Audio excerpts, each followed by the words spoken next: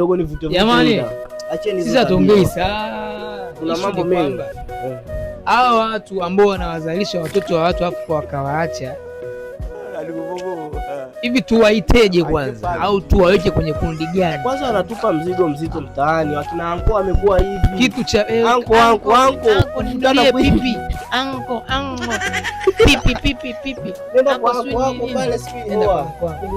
Tuheshimuni hawa wanawake, tuheshimuni wanawake, tuheshimuni. Unajua mwanamke ni ndio kila kitu mwanangu. Tuheshimuni hawa wanawake, respect sana. Yaani unakuta ni mdada, sawa? Ndio. Ana watoto wawili, single mother.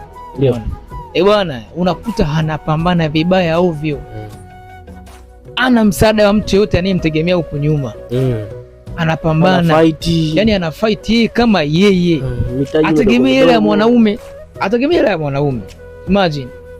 Hivi hata kama akiwa ni mimi, leo hii tuchukulie kazalishwa mtoto. Alafu nikapewa kile kitoto kwamba kapambana nacho maisha. Huwa na imagine sipati jibu. Ni kazi ngumu sana wanayofanya wanawake wanao. Hivi tuchukulie ni wewe, sawa? Ndio. Umezalishwa mimba. Uile ikue. Uzae. Baba akimbie. Kile kitoto anze kuhangaika nacho. Uende huku, urudi kwa ajili ya msosi, urudi huku kwa ajili ya kitoto na nini. Kazi ngumu sana. Kwanza hata kufikiria ni vigumu, yani kwanza kufikiria. Wewe una watoto wangapi? Mimi bana mpaka sasa hivi bado niko na fight. Bado.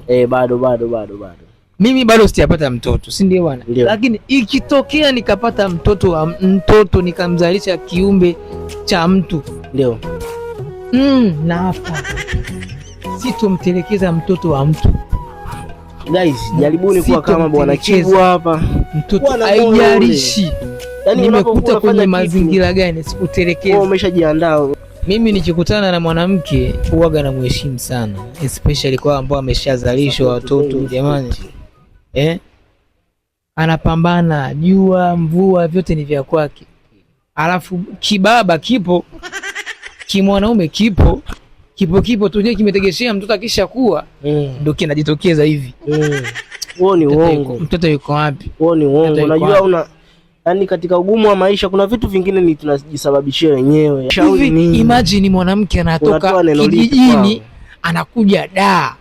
Unaenda wapi? Nenda da wapi kutafuta maisha? Da anakuja na mtoto. Imagine anajeba mmoja hapo tulia. Anakuja na unamdanganya. Acha umbea. Anakuja na mtoto. Anakuja kupambana kutafuta maisha. Ajui analala wapi, ajui anaishiishi vipi, lakini ana mtoto. Amwachi. Jamani, hao wanawake hao jamani, Mwenyezi Mungu jamani wanyoshie mkono. Wanapambana sana hao watoto wa kike. Kuna mawa yenu.